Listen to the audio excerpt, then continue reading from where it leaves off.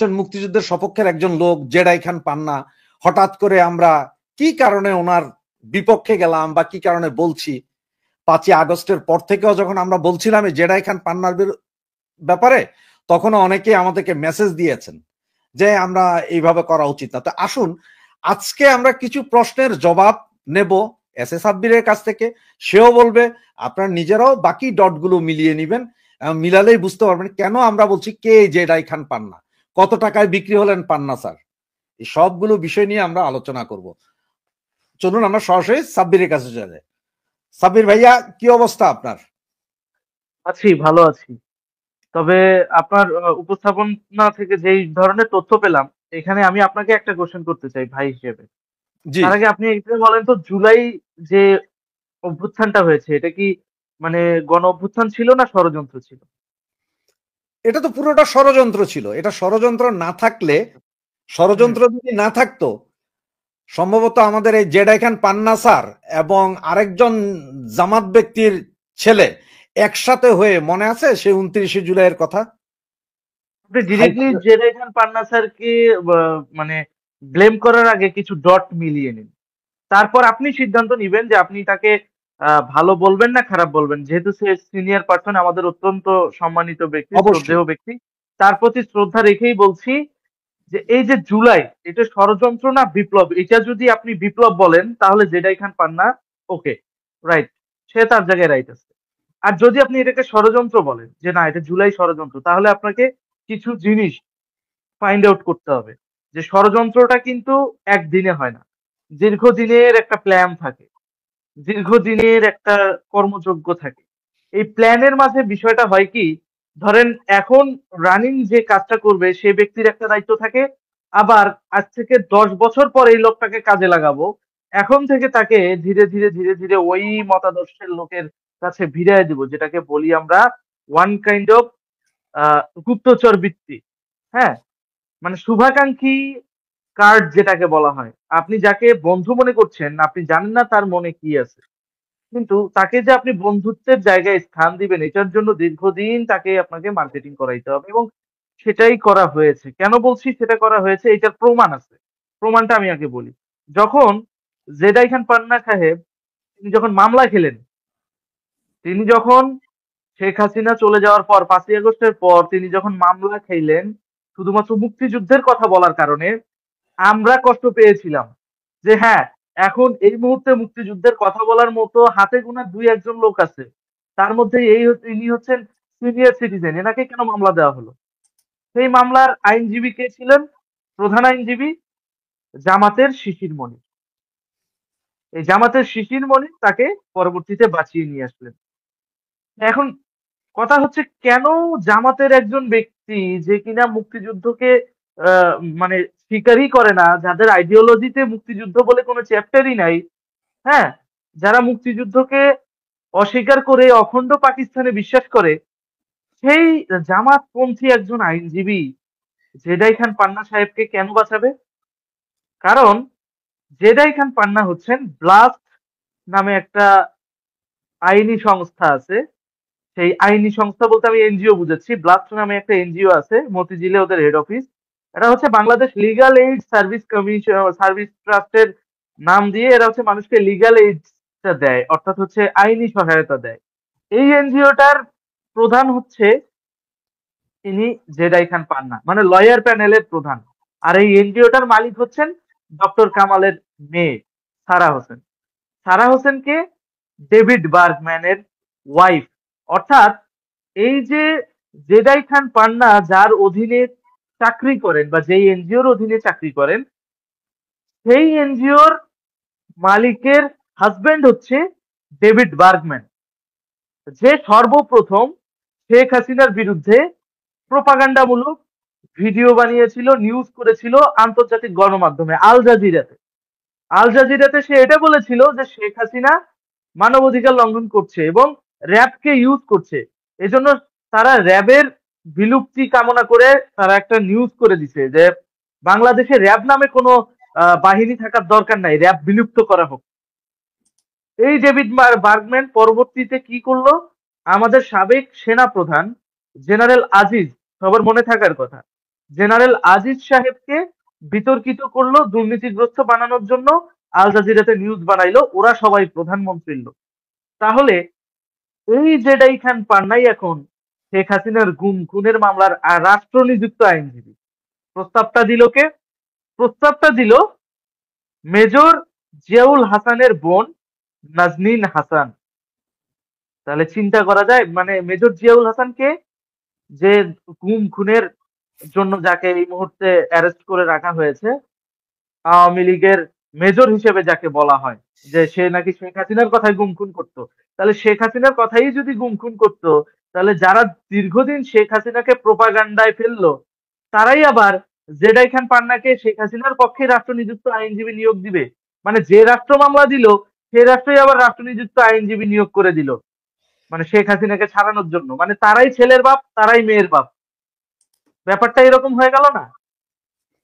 আচ্ছা, এখানে একটা ছোট্ট একটা প্রশ্ন করি। তোমার কি মনে হয় যে এই যে শেখ হাসিনার বিরুদ্ধে একটা মামলার রায় হলো অলরেডি, একটাতে হুম যাবজ্জীবন আর একটাতে মৃত্যুদণ্ড, সাথে হুম আমাদের হুম এই যে স্বরাষ্ট্রমন্ত্রী কামাল সাহেব হুম আছেন, হুম হুম। তোমার কি মনে হয় যে শেখ হাসিনা খুবই মজলুম দেখেছে, বা এই মামলার পরে শেখ হাসিনা খুবই দুর্বলতা প্রকাশ করছে, যে ভয়ে থরথর করে কাঁপছে, এরকম মনে হয়েছে? ওদের কথাবার্তার ভাব দেখে এরকম মনে হয় শেখ হাসিনাকে আইনে ওরা হাঁটু মুড়ি দিয়ে এরকম বসায় রাখছে, আর শেখ হাসিনা টুকটুক করতেছে যে আমার, মানে আমাকে ছেড়ে দেন, আমাকে মাইরেন না, এরকম করতেছে মনে হয়। ওদের ভাব দেখে এটা মনে হয়, কিন্তু এটা বুঝে না ও একটা রাষ্ট্রের স্থপতির মেয়ে।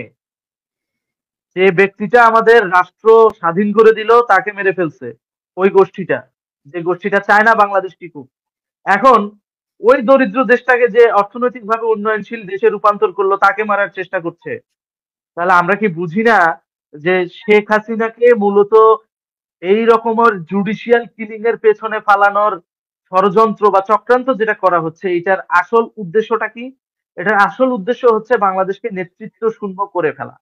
আর কিছু কিছু শুভাকাঙ্ক্ষী সেজে, কিছু কিছু আইনজীবী, কিছু কিছু আইনের ধারার লোক, এমনকি আমাদের দেশের গোয়েন্দা সংস্থার জামাতপন্থী লোকগুলোও কিন্তু আমাদের আওয়ামী লীগের লোকজনের আশেপাশে ঘুরঘুর ঘুরঘুর ঘুরঘুর করতেছে। এটা আমাদের মাথায় রাখতে হবে। সুতরাং যাকে তাকে শুভাকাঙ্ক্ষী বানায়া ইয়ে করা যায় না। আপনার টবি ক্যাডম্যানের কথা মনে আছে? বলেন তো। হ্যাঁ। এই টবি ক্যাডম্যানকে, শেখ হাসিনাকে ফাঁসি দেওয়ার জন্য এই টবি ক্যাডম্যানকে গত বছর নিয়োগ দেওয়া হয়েছিল। যখন আমি ভিডিও বানালাম, যখন বিষয়টা ফ্ল্যাশ হয়ে গেল, তখন টবি ক্যাডম্যানকে বাদ দিয়ে দেওয়া হলো। কেন? এই টবি ক্যাডম্যানটা কে? এই টবি ক্যাডম্যান হচ্ছে আমেরিকান নিযুক্ত আইনজীবী, এবং সে সাদ্দামের ফাঁসির কথা তো আপনাদের মনে আছে। ইরাকের প্রেসিডেন্ট সাদ্দামের যে ফাঁসি হয়েছে, ওটা কিন্তু একটা জুডিশিয়াল কিলিং। এবং সেখানে এই টবি ক্যাডম্যান আইনজীবী হিসেবে ছিল, এবং আইনি ষড়যন্ত্রটা ওরাই করেছিল ওই সময়। ঠিক তেমনি শেখ হাসিনাকে ফাঁসি দেওয়ার জন্য, শেখ হাসিনাকে আইনি মানে মাইর প্যাচে ফালানোর জন্য ব্লাস্ট এনজিও কাজ করছে বর্তমানে। এটা আপনি মানেন? যদি ব্লাস্ট না এবং মানেন অধিকার। তাহলে, হ্যাঁ, ব্লাস্ট এবং অধিকার, সাথে আরেকটা আছে মায়ের ডাক। মায়ের ডাক এনজিও সম্পর্কে আপনার আইডিয়া আছে কিনা আমি জানি না। মায়ের ডাক এনজিও কি করে? ওই শিশু বাচ্চা যেগুলো, ওই যে আমরা রাস্তাঘাটে যেগুলো পাওয়া যায়, মানে যাদেরকে পরিত্যক্ত বাচ্চা বলি, এদেরকে যখন উদ্ধার করা হয়, তখন এদেরকে আবার হচ্ছে ওই যে সমাজসেবা অধিদপ্তরের মাধ্যমে কিন্তু যে কোনো একটা অর্গানাইজেশন বা সংস্থার অধীনে লালন পালন করতে দেওয়া হয়। এই এতিম বাচ্চাদেরকে ছোটবেলা থেকে মানুষ করে, এবং তাদেরকে যতই বড় হয়, তাদের মাইন্ডসেটে এটা ঢুকিয়ে দেওয়া হয় যে তোমার বাবা মাকে গুম করেছে, খুন করেছে বর্তমান এই রাষ্ট্রীয় লিডার বা এই রাষ্ট্রের সরকার। ওই জিনিসটা বলে বলে বলে বলে ওদের একটা মাইন্ড, একটা প্রজন্ম, জেনারেশন তৈরি করা হয়। এবং ওই বাচ্চাদেরকে যখন মোটামুটি 8 বছর, 10 বছর, 15 বছর হয়ে যায়, তাদেরকে ক্যামেরার সামনে নিয়ে এসে মানববন্ধন করায় এটা বুঝায় যে ব্যক্তিটা গুম হয়েছে বা তাদের বাবা মাকে গুম করে রাখা হয়েছে, সরকার কোনো পদক্ষেপ নেয় নাই, তাদের বাবা মা আজও উদ্ধার হয় নাই, এই ধরনের মানববন্ধন গুলো করা হয়। এটা সম্পূর্ণ একটা মেটিকুলাস প্ল্যান। আপনি যদি 6 মাসের একটা শিশুকে এখন পরিত্যক্ত অবস্থায় পান, ও যখন মোটামুটি 6 বছরে রূপান্তরিত হবে, ও আপনার কাছ থেকে যেটা শুনবে সেটাই সত্য মনে করবে, এবং সেটাই হচ্ছে। ওই সমস্ত বাচ্চাদেরকে বোঝানো হচ্ছে যে শেখ হাসিনা, সে তো তোমার বাবা মাকে গুম করে ফেলেছে। শেখ হাসিনা তোমার মা বাবাকে গুম করে ফেলেছে। এই দেশের বড় বড় রাষ্ট্রীয় সংস্থার মাধ্যমে তোমার পরিবারের বাবা মা গুম হয়ে গেছে, এইগুলো বুঝানো হচ্ছে। তখন ওই বাচ্চাটা যখন মানববন্ধনে আসবে ও তো ওদেরকে বিশ্বাস করেই বক্তৃতা দিবে। এবং আমরা রিসেন্টলি দেখতে পাচ্ছি কি যে গুম খুনের এই যে মেটিকুলাস ডিজাইনটা, এইটাতে যে সমস্ত ভিকটিমদেরকে উপস্থাপন করা হয়, এদের ডিএনএ টেস্ট করে দেখেন, বাপের সাথে মায়ের ডিএনএ টেস্ট মিলবে না। ওদের কাগজপত্র অনুযায়ী বাপ মা যে, তাদেরকেও নিয়ে আসেন, বাচ্চাও নিয়ে আসেন, নিয়ে এসে ডিএনএ টেস্ট করান, মিলবে না। বাপের ডিএনএ একটা, মায়ের ডিএনএ একটা, ওদের ডিএনএ আরেকটা। তো সব মিলিয়ে কি এটা একটা এনজিওর কারসাজি। সিনেমায় আমরা দেখি না যে ভাড়াটিয়া বাপ মা পাওয়া যায়, ঠিক তেমনি এই এনজিও গুলা প্র্যাকটিক্যালি এগুলো করতেছে। প্র্যাকটিক্যালি মায়ের ডাক এনজিও। তো মায়ের ডাক এনজিও প্রায়ই দেখি গুম খুম নিয়ে ওনারা রাস্তায় আসে, কথা বলে। হ্যাঁ, ছোট ছোট বাচ্চাদেরকে নামিয়ে দেয়। যে তারা ছোট ছোট ওই বাচ্চারা বলে কি যে আমরা, আমার বাবা মাকে দেখার সুযোগ হয় নাই, আমরা ছোট থাকতেই আমার বাবা মাকে গুম করে ফেলেছে এই হাসিনা সরকার। কিন্তু দিন শেষে কি হয়, দেখা যায় কি, যে তুই যদি তোর বাপ মাকে নাই দেখে যাস, তাহলে তোর মাথায় এটা ঢুকাইলো কে যে তোর বাবা মাকে গুম করছে বা তোর বাবাকে গুম করে রাখা হয়েছে? তার মানে যারা ঢুকাইছে তারা ওই এনজিও। সব মিলে কি বোঝানো যায় বা আমরা কি দেখতে পাই, দৃশ্যপটটা কি হয়, যে এগুলা মূলত 1-2 দিনের প্ল্যান না, এগুলা দীর্ঘদিনের একটা প্ল্যান। একটা প্রজন্ম তৈরি করা মিনিমাম একটা যুগের ব্যাপার, একটা যুগের প্ল্যান এটা। যখনই 2009 সালে 1/11 পরবর্তী সময়ে যখন বাংলাদেশ মুক্তিযুদ্ধের পক্ষে চলা শুরু করলো, তারপর থেকেই মূলত এরা এই জেনারেশনটাকে মেক করা শুরু করেছে। সাব্বির, আমার একটা জিনিস জানা, যেমন জেডাই খান পান্না, উনি গতকালকে টিভি, 2-3টা টিভির সামনে একটা ইন্টারভিউ দিয়েছেন, যে উনি হুম, বললেন যে উনি চেয়েছেন শেখ হাসিনার আইনজীবী হতে, কিন্তু কোর্ট বলছেন যে আপনি শেখ হাসিনার আইনজীবী হতে পারবেন না। এরপরে উনি বললেন যে তাহলে আমি তখন বললাম যে রাষ্ট্র নিযুক্ত আইনজীবী, শেখ হাসিনার পক্ষে রাষ্ট্র নিযুক্ত আইনজীবী। কিন্তু এরপরে আবার ওই এখন যেই মানে কোর্টের যে প্রধান, হুম, আইসিটি কোর্টের যে রাষ্ট্র হুম। রাষ্ট্রের পক্ষে যে আইনজীবী, তিনি বললেন যে ওনাকে আমরা নিয়োগ দিয়েছি যে এই গুম খুন হত্যা মামলার এইসব আসামিদের পক্ষে দাঁড়ানোর জন্য। গুম খুন হত্যা মামলার মূল আসামি কিন্তু এই মুহূর্তে কিন্তু 25 জন সেনা কর্মকর্তা, হ্যাঁ, সাথে জিয়াউল হাসানও আছে। জিয়ল হাসান আছে। এখন কি তোমার কি মানে, আমার মনে হচ্ছে যে ওনাকে এমন ভাবে দাঁড়া করানো হয়েছে যে মানে শেখ হাসিনার ফাঁসি হয়ে যাক, কিন্তু এই 25 জন সেনা কর্মকর্তাকে যাতে বাঁচাই নিয়ে আসতে পারে। কারণ হ্যাঁ, ওনার কারণ যে, আছে তো, কারণ আছে তো, কারণ এই 25 জন সেনা কর্মকর্তা টাকা খায় দীর্ঘদিন ওদের জন্য কাজ করেছে। এখন কিছুদিন হয়তো বা জেলে থাকবে, জেলে তো টাকা থাকলে ওটা রিসোর্টের মতো, এটা আমি আমার আগের সাক্ষাৎকারেও আপনাকে বলেছি।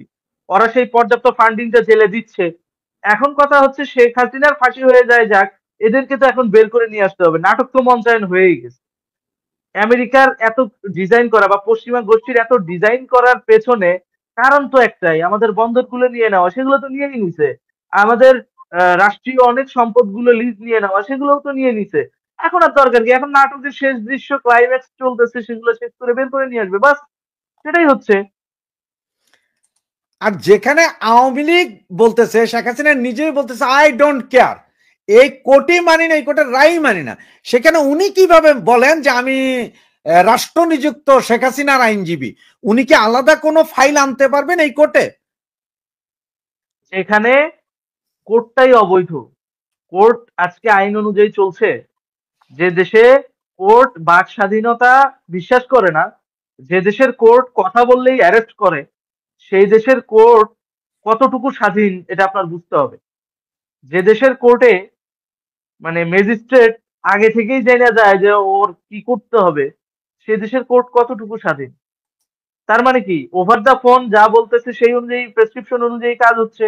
তার মানে এটা বোঝাই যায় যে কোর্টই অবৈধ। সেই কোর্টে আবার বিচার কি? সেই কোর্টের আইনজীবী হয়ে আমি মনে করি বরঞ্চ জেডাই খান পান্না স্যার নিজের সম্মানটাকে নষ্ট করছেন। তার বেটার হবে যদি তার সম্মানের প্রতি কনসার্ন থাকে এবং সে যদি সত্যিই মুক্তিযুদ্ধ মঞ্চের মানে সত্যি যদি সে মুক্তিযুদ্ধের পক্ষের লোক হয়ে থাকে। আমি মঞ্চ বলছি এই কারণে, কারণ আপনি জানেন মঞ্চ ৭১ নামে একটা সংগঠন আছে, যেখানে সাংবাদিক সাহেব জেডাই খান পান্না স্যার আসার কথা এবং আরেকজন সাংবাদিক সাহেব আসার কথা, যার নাম হচ্ছে মঞ্জুরুল করিম পান্না, তিনি আসার কথা। তো লতিফ সিদ্দিকী সাহেব আসলো, মঞ্জুরুল করিম পান্না স্যার আসলো, তারপর কার্জন আহ, স্যার। হ্যাঁ, তারপর কার্জন স্যার আসলো, কিন্তু জেডাই খান পান্না স্যার কোথায়? সে কেন আসলো না? বরং সে না আসলেও এটা তো ঠিক আছে, ওই দিন ঘটনাটা কি হলো, তাদের উপর এক ধরনের মব হলো, তাদেরকে অ্যারেস্ট করে নিয়ে যাওয়া হলো। তাহলে জেডাই খান পান্না স্যার কি আগে থেকে জানতেন যে কোনোভাবে এখানে মবের লোকজনরা ঢুকবে বা তাদেরকে অ্যারেস্ট করা হবে?